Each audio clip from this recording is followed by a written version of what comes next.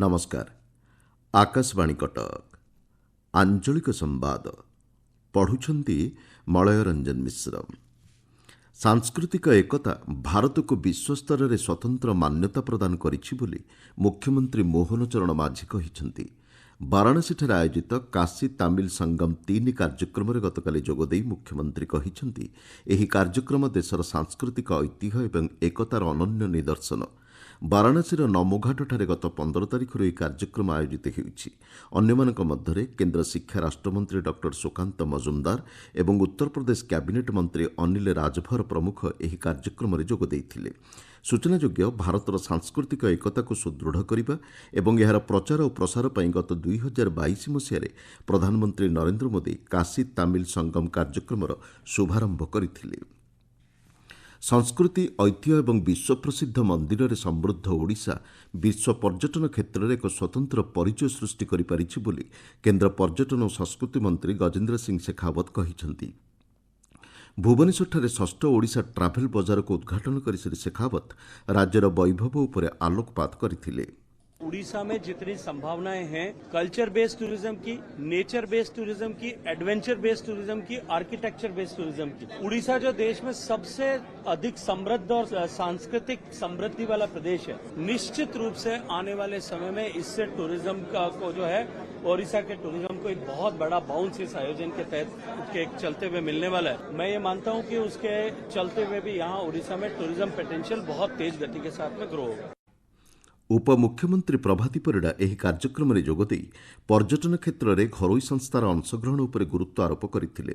ପର୍ଯ୍ୟଟନ ବିଭାଗ ଏବଂ ଫିକିର ମିଳିତ ଆନୁକୂଲ୍ୟରେ ଆୟୋଜିତ ଏହି କାର୍ଯ୍ୟକ୍ରମ ଆସନ୍ତାକାଲି ପର୍ଯ୍ୟନ୍ତ ଚାଲିବ।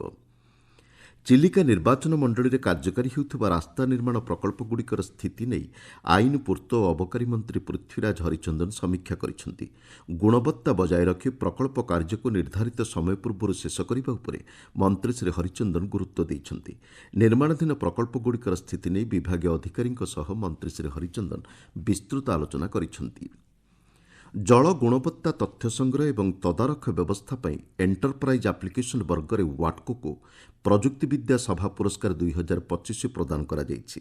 ସାର୍ବଜନୀନ ସେବା ପ୍ରଦାନ କ୍ଷେତ୍ରରେ ପ୍ରଯୁକ୍ତିବିଦ୍ୟାର ଉପଯୋଗ ମାଧ୍ୟମରେ ଉତ୍କର୍ଷ ପ୍ରତିପାଦନ କରିଥିବା ସଂସ୍ଥାକୁ ସ୍ୱୀକୃତି ସ୍ୱରୂପ ଜାତୀୟ ସ୍ତରୀୟ ଇ ଗଭର୍ଣ୍ଣାନ୍ସ ପୁରସ୍କାର ପ୍ରଦାନ କରାଯାଇଥାଏ। ହାଇଦ୍ରାବାଦଠାରେ ଗତ 21ରୁ 23 ତାରିଖ ପର୍ଯ୍ୟନ୍ତ ଅନୁଷ୍ଠିତ ପ୍ରଯୁକ୍ତିବିଦ୍ୟା ସଭା କାର୍ଯ୍ୟକ୍ରମରେ ଗୃହ ଓ ନଗର ଉନ୍ନୟନ ବିଭାଗ ଅଧୀନରେ ଥିବା ଜଳ ନିଗମ ୱାଟକୋକୁ ଏହି ପୁରସ୍କାର ପ୍ରଦାନ କରାଯାଇଛି। ଓଡ଼ିଶା ପ୍ରଶାସନିକ ଅଧିକାରୀଙ୍କୁ ଆସନ୍ତା ମାସ 3 ତାରିଖ ସୁଦ୍ଧା ସେମାନଙ୍କ ବଦଳି ହୋଇଥିବା ସ୍ଥାନରେ ଯୋଗ ଦେବାକୁ ରାଜସ୍ୱ ବିପର୍ଯ୍ୟୟ ପରିଚାଳନା ବିଭାଗ ପକ୍ଷରୁ କୁହାଯାଇଛି। ଗତ ମାସ 7 ତାରିଖ ଏବଂ ଗତ 15 ତାରିଖର ବିଜ୍ଞପ୍ତି ଅନୁଯାୟୀ ବଦଳି ହୋଇଥିବା ଅଧିକାରୀଙ୍କୁ ଆସନ୍ତା 28 ତାରିଖ ସୁଦ୍ଧା ରିଲିଭ୍ କରିବାକୁ ସମ୍ପୃକ୍ତ ବିଭାଗକୁ ନିର୍ଦ୍ଦେଶ ଦିଆଯାଇଛି। ବିଭାଗୀୟ ଅତିରିକ୍ତ ଶାସନ ସଚିବ ଏ ସଂକ୍ରାନ୍ତ ନିର୍ଦ୍ଦେଶନାମା ଗତକାଲି ଜାରି କରିଛନ୍ତି। ଖୋର୍ଦ୍ଧା ଜିଲ୍ଲା ମହୋତ୍ସବ ଏବଂ ରାଜ୍ୟସ୍ତରୀୟ ହସ୍ତତନ୍ତ ପଲ୍ଲିଶ୍ରୀ ଓ ପୁସ୍ତକ ମେଳା ଗତକାଲି ଉଦ୍ଯାପିତ ହୋଇଛି। ପଞ୍ଚାୟତରାଜ ଓ ପାନୀୟ ଜଳ ବିଭାଗ ଏବଂ ଜିଲ୍ଲା ପ୍ରଶାସନ ଆନୁକୂଲ୍ୟରେ ଖୋର୍ଦ୍ଧା ହାବେଳି ପଡ଼ିଆଠାରେ 5 ଦିନ ଧରି ଏହି ମହୋତ୍ସବ ଅନୁଷ୍ଠିତ ହୋଇଥିଲା। ଉଦ୍ଯାପନୀ ସମାରୋହରେ ଯୋଗଦେଇ ଜିଲ୍ଲାପାଳ ଚଞ୍ଚଳ ରାଣା ମହିଳାଙ୍କ ଦକ୍ଷତା ବିକାଶ ସହିତ ଆର୍ଥିକ ଅଭିବୃଦ୍ଧି ନେଇ ସରକାରଙ୍କ ପକ୍ଷରୁ ଗ୍ରହଣ କରାଯାଉଥିବା ପଦକ୍ଷେପଗୁଡ଼ିକ ଉପରେ ଆଲୋକପାତ କରିଥିଲେ। ବିକଶିତ ଗାଁ ବିକଶିତ ଓଡ଼ିଶା ଯୋଜନା ସମ୍ପର୍କିତ ଏକ ବୈଠକ ଗଞ୍ଜାମ ଜିଲ୍ଲା ପୋଲସରା ପଞ୍ଚାୟତ ସମିତି ସମ୍ମିଳନୀ କକ୍ଷରେ ଅନୁଷ୍ଠିତ ହୋଇଛି। ବ୍ଲକ ଅଧ୍ୟକ୍ଷ କଳ୍ପନା କୁମାରୀ ପ୍ରଧାନଙ୍କ ପୌରୋହିତ୍ୟରେ ଅନୁଷ୍ଠିତ ଏହି ବୈଠକରେ ମତ୍ସ୍ୟ ଓ ପଶୁ ସମ୍ପଦ ବିକାଶ ମନ୍ତ୍ରୀ ଗୋକୁଳାନନ୍ଦ ମଲ୍ଲିକ ଯୋଗଦେଇ ଯୋଜନା ସମ୍ପର୍କରେ ଆଲୋକପାତ କରିଥିଲେ। ଗ୍ରାମବାସୀଙ୍କ ଆର୍ଥିକ ଅଭିବୃଦ୍ଧି ସହିତ ବିକାଶକୁ ତ୍ୱରାନ୍ୱିତ କରିବାକୁ ସେ ପରାମର୍ଶ ଦେଇଥିଲେ। ଭଦ୍ରକ ଗରଦପୁରସ୍ଥିତ ଗାନ୍ଧୀ ଓଡ଼ିଶା ବାଳାଶ୍ରମଠାରେ କସ୍ତୁରବା ଗାନ୍ଧୀଙ୍କ 81ତମ ମହାପ୍ରାଣ ଦିବସ ପାଳିତ ହୋଇଛି। ଗାନ୍ଧୀ ଶାନ୍ତି ପ୍ରତିଷ୍ଠାନ ଏବଂ ଗାନ୍ଧୀ ବିଚାର ମଞ୍ଚ ଆନୁକୂଲ୍ୟରେ ଆୟୋଜିତ ସଭାରେ ବାଳାଶ୍ରମ ଅନ୍ତେବାସୀ ଗାନ୍ଧୀଜୀଙ୍କ ପ୍ରିୟ ଭଜନ ଗାନ କରିଥିଲେ। ଏଫ୍ଆଇଏଚ୍ ହକି ପ୍ରୋ ଲିଗ୍ ପ୍ରତିଯୋଗିତାର ଗତକାଲିର ମ୍ୟାଚ୍ରେ ଇଂଲଣ୍ଡ ବିଜୟୀ ହୋଇଛି। ଭୁବନେଶ୍ୱର କଳିଙ୍ଗ ଷ୍ଟାଡିୟମ୍ଠାରେ ଖେଳାଯାଇଥିବା ଏହି ମ୍ୟାଚ୍ରେ ଇଂଲଣ୍ଡ ଭାରତକୁ 3-2 ଗୋଲ୍ରେ ପରାସ୍ତ କରିଛି। ଦୁଇ ଦଳ ମଧ୍ୟରେ ଆଜି ସେହି ଷ୍ଟାଡିୟମ୍ଠାରେ ଦ୍ୱିତୀୟ ପର୍ଯ୍ୟାୟ ମ୍ୟାଚ୍ ଖେଳାଯିବ। ସେହିଭଳି ପୁରୁଷ ବର୍ଗର ଅନ୍ୟ ଏକ ମ୍ୟାଚ୍ରେ ଜର୍ମାନୀ ଆୟାରଲାଣ୍ଡକୁ 8-2 ଗୋଲ୍ରେ ପରାସ୍ତ କରିଛି। ଦୁଇ ଦଳ ମଧ୍ୟରେ ଆଜି ମଧ୍ୟ ଦ୍ୱିତୀୟ ପର୍ଯ୍ୟାୟ ମ୍ୟାଚ୍ ଖେଳାଯିବ। ଅନ୍ୟପକ୍ଷରେ ମହିଳା ବର୍ଗରେ ନେଦରଲ୍ୟାଣ୍ଡସ୍ ଭାରତକୁ 4-2 ଗୋଲ୍ରେ ପରାସ୍ତ କରିଛି।